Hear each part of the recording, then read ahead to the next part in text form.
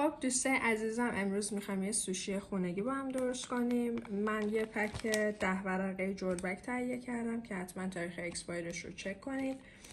برای برنج من از برنج ایرانی استفاده کردم، میتونید برنج ژاپنی هم خریداری کنید. فقط نکتهش این هستش که برنجمون رو باید بدون روغن و نمک و به صورت شفته دم کنیم.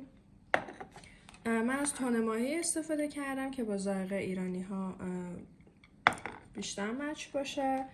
چیزای دیگه که نیاز داریم هویج، آووکادو و خیار هستش و همینطور سرکه برنج و یا سرکه سفید. خب برنج رو روی سطح جلبک پخش میکنیم، یکم سرکه به برنجمون میزنیم.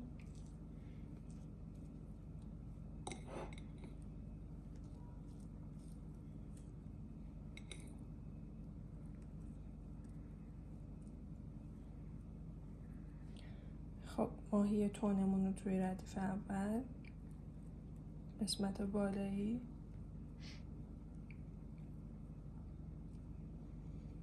یه ردیف خیار که نازک برش داده شده،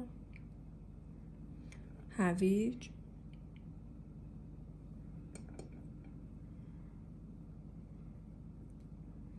و یکم آووکادو.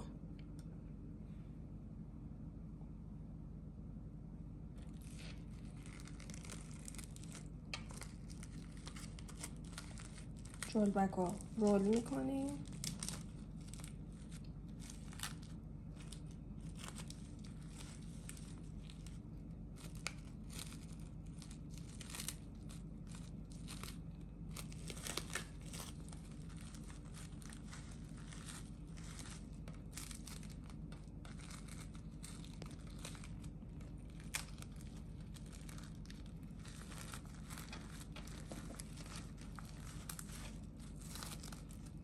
و بعد از اینکه به هم چسبید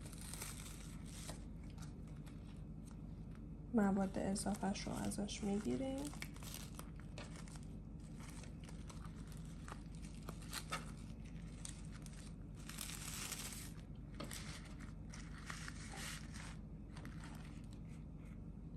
و اونو با یه چاقوی تیز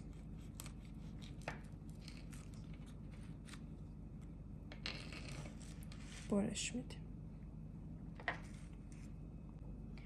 خب من سوشی ها رو برش زدم که برای سروش از سس سویا استفاده میکنم و الان آماده خوردن هستش.